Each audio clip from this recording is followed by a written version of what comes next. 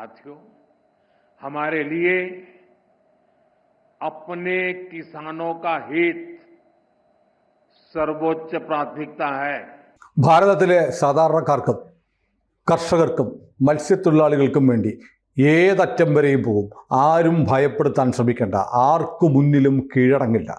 ഇന്ത്യയുടെ പ്രധാനമന്ത്രി നരേന്ദ്രമോദി തൻ്റെ നിലപാട് ഇങ്ങനെ വ്യക്തമാക്കിയിരിക്കുകയാണ്. ട്രംപിൻ്റെ താരിഫ് ഭീഷണികൾ ഇങ്ങനെ നിരന്തരം ആവർത്തിച്ചുകൊണ്ടിരിക്കെ നമ്മുടെ ഉത്തരവാദിത്തപ്പെട്ട മറ്റ് പദവികളിലിരിക്കുന്നവരൊക്കെ മറുപടി പറയുന്നുണ്ടെങ്കിലും മോദി ആദ്യമായി അതിശക്തമായി പ്രതികരിച്ചിരിക്കുന്നു. മോദിയുടെ ഈ പ്രസ്താവന യഥാർത്ഥത്തിൽ വലിയ ആവേശം ഉണ്ടാക്കുന്നുണ്ട്. ഓരോ ഇന്ത്യക്കാരനെയും രോമാഞ്ചമണിയിക്കുന്ന തരത്തിലാണ്, രാജ്യസ്നേഹത്തിൻ്റെ പരകോടിയിൽ എത്തിക്കുന്ന തരത്തിലാണ് മോദി പ്രതികരിച്ചിരിക്കുന്നത്.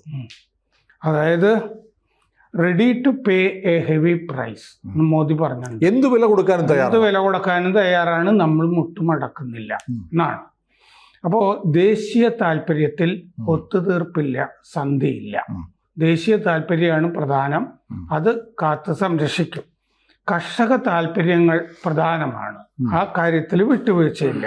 ക്ഷീര കർഷകര്, മീൻപിടുത്തക്കാർ, കാരണം സീ ഫുഡ് ഇൻഡസ്ട്രിയൊക്കെ ബാധിക്കുന്ന. അതെ, ട്രംപിന്റെ ആവശ്യം നമ്മൾ പാൽ ഉൽപ്പന്നങ്ങൾ ഇങ്ങോട്ട് ഇറക്കുമതി ചെയ്യണം. ജനിതകമാറ്റം വരുത്തിയ സോയാബീൻ ഉൾപ്പെടെയുള്ള കാർഷിക ഉൽപ്പന്നങ്ങൾ നമ്മൾ ഇങ്ങോട്ട് ഇറക്കുമതി ചെയ്യണം. പിന്നെ പാൽ വിപണി തുറന്നു കൊടുക്കണം, അമേരിക്കയ്ക്ക് തുറന്നു കൊടുക്കണം. അതോടെ ഇന്ത്യയിലെ കൃഷിക്കാർ, ക്ഷീര കർഷകർ, മത്സ്യത്തൊഴിലാളികളൊക്കെ നടുക്കടലിൽ ചാടി ആത്മഹത്യ ചെയ്യേണ്ട അവസ്ഥ ഉണ്ടാവും.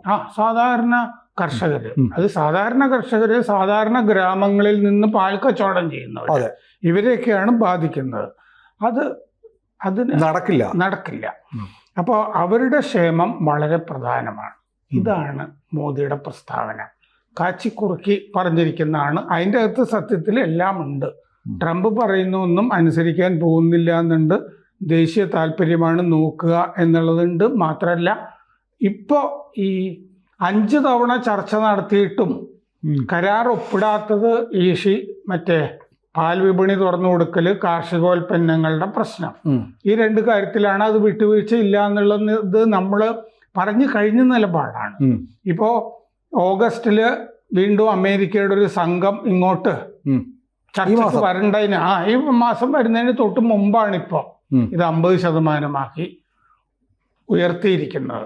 അതുകൊണ്ട് ചിലപ്പോൾ ആ ചർച്ച തന്നെ നടന്നില്ല എന്ന് വരും. 21 ദിവസം ഒരു അന്ത്യശാസനം പോലെ തന്നിരിക്കുകയാണല്ലോ ട്രംപ്. ഇതിനൊന്നും നമ്മൾ വഴങ്ങുന്ന പ്രശ്നമേ ഇല്ല. നമ്മളിത് ഇരട്ടത്താപ്പാണെന്ന് വ്യക്തമാക്കിയിട്ടുണ്ട്.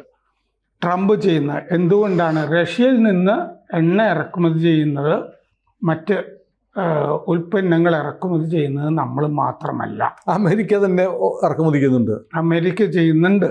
ചൈന, തുർക്കിക്ക് 15% മാത്രമാണ് തീരുവ. തുർക്കി റഷ്യയിൽ നിന്ന് എണ്ണ ഇറക്കുമതി ചെയ്യുന്ന രാജ്യമാണ്. യൂറോപ്യൻ യൂണിയൻ, മ്യാൻമാർ, ഈ പറഞ്ഞ രാജ്യങ്ങൾ ക്രൂഡ് ഓയിൽ തന്നെ ഇറക്കുമതി ചെയ്യുന്നുണ്ട്. ചൈന, തുർക്കി, യൂറോപ്യൻ യൂണിയൻ, മ്യാൻമാർ. ഇനി പെട്രോളിയം ഉൽപ്പന്നങ്ങൾ ഇറക്കുമതി ചെയ്യുന്നത് ഇന്ത്യ, അമേരിക്ക ഇറക്കുമതി ചെയ്യുന്നത് ഉണ്ട്. ഇന്ത്യ, ചൈന, തുർക്കി, ബ്രസീൽ, സൗദി അറേബ്യ, UAE. നമ്മൾ സൗദി അറേബ്യയും UAEയും അതിൽ വരുന്നു വിചാരിക്കില്ല, അവരും ഉണ്ട്. ലിബിയ, ഇവരെല്ലാം റഷ്യയിൽ നിന്ന് വാങ്ങിക്കുന്നുണ്ട്. Libya, Taiwan, Tunisia, Egypt, Malaysia, Ghana, South Korea, Nigeria, ഇത്രയും രാജ്യങ്ങൾ പെട്രോളിയം ഉൽപ്പന്നങ്ങളും ഇറക്കുമതി ചെയ്യുന്നുണ്ട്. പിന്നെ ഇത് അറിയില്ല എന്ന് പറഞ്ഞിട്ടാണ് ഈ ഇന്ത്യക്കിട്ട് പണിയാം എന്ന് ട്രംപ് വിചാരിക്കുന്നത്. അപ്പോൾ ഓഗസ്റ്റ് 27 25% നിലവിൽ വരും. അതായത് പിഴയായിട്ടുള്ള 25% എന്നാണ് പറയുന്നത്. അപ്പോൾ ഓട്ടോ പാർട്സ്, തുണി, വസ്ത്രം, ഇലക്ട്രോണിക് വസ്തുക്കൾ, സ്റ്റീല്, രാസവസ്തുക്കൾ,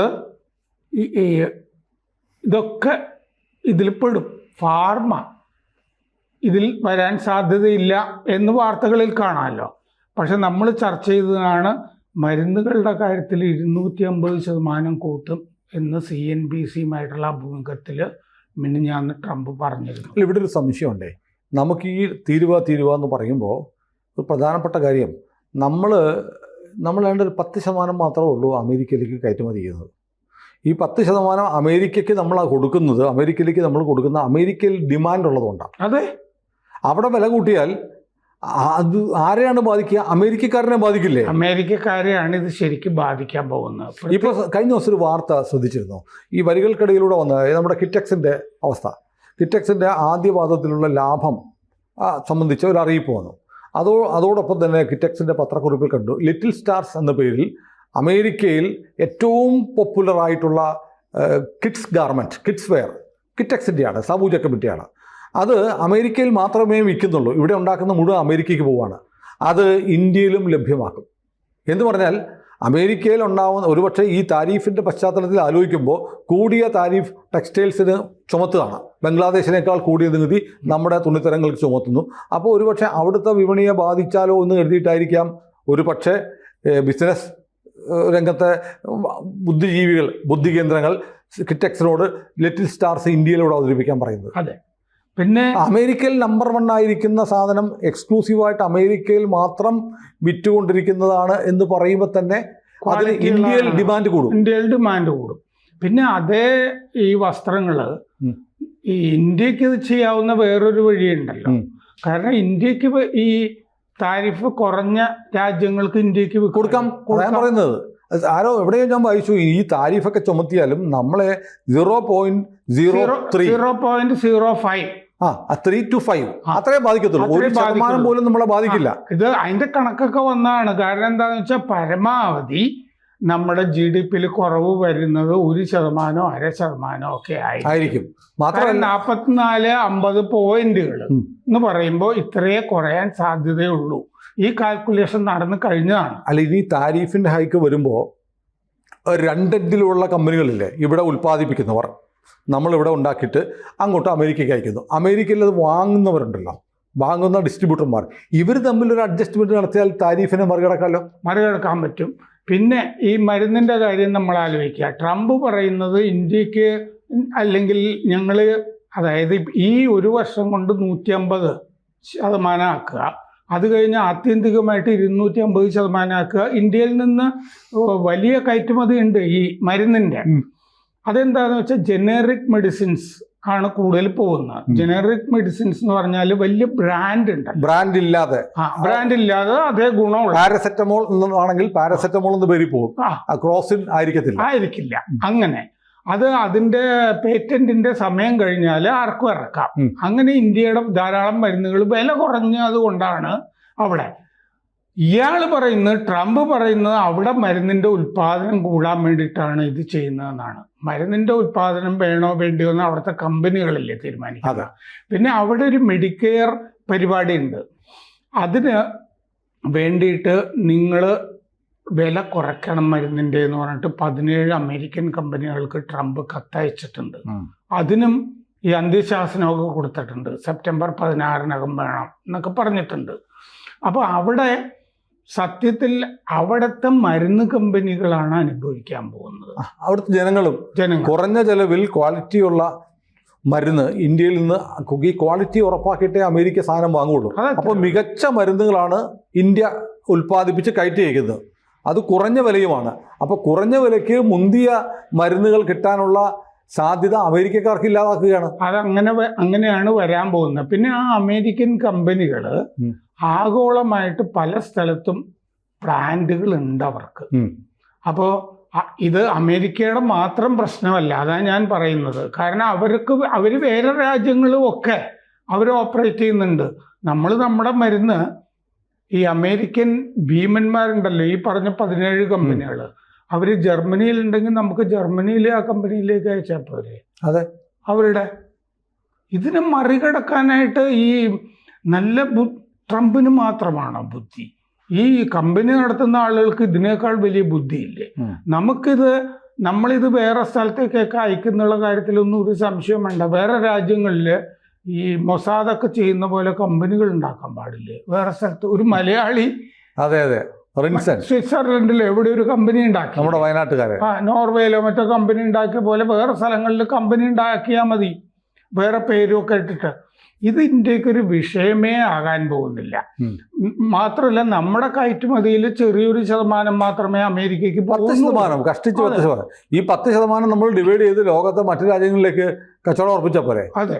അപ്പോൾ നമ്മളുടെ ജെംസ് ജ്വല്ലറി നമ്മൾ ആകെ ചെയ്യുന്നത് $8 ബില്യൺ, 70,165 കോടി രൂപ. നമ്മൾ കയറ്റി വയ്ക്കുന്നതൊക്കെ എത്രയോ ലക്ഷം കോടി രൂപയുടെയാണ്. ഇതാണ് ചെയ്യുന്നത്. അപ്പോൾ ഇന്ത്യയുടെ മൊത്തം കച്ചവടം 91 ബില്യൺ ആണ് എന്ന് പറയുമ്പോൾ 7.9 ലക്ഷം കോടി. അതിൽ 60% ബാധിക്കും എന്നാണ് ഇപ്പോൾ പറയുന്നത്. 63.5 billion. Vietnam, Bangladesh, Pakistan, Philippines ഇവർക്കൊക്കെ കുറവാണ്. ഇവിടെ നിന്ന് പ്രൊഡക്ഷൻ കൂടും എന്നാണ് പറയുന്നത്. അങ്ങനെയാണെങ്കിൽ തന്നെ നമ്മൾ ആ രാജ്യങ്ങൾക്ക് വിറ്റാൽ പോയി. അതെ, ഫിലിപ്പൈൻസിന് വിൽക്കാൻ എന്താ ബുദ്ധിമുട്ട്? ഫിലിപ്പൈൻസ് നമ്മുടെ കൂടെ.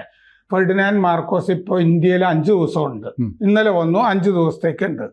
നമുക്ക് സംസാരിക്കാവുന്നതേ ഉള്ളൂ ഇത്തരം കാര്യങ്ങൾ. അപ്പോൾ 0.3% തൊട്ട് 0.4% വരെ ആണ് നമ്മുടെ GDP ഇത് ബാധിക്കുന്നു പറയുന്നത്.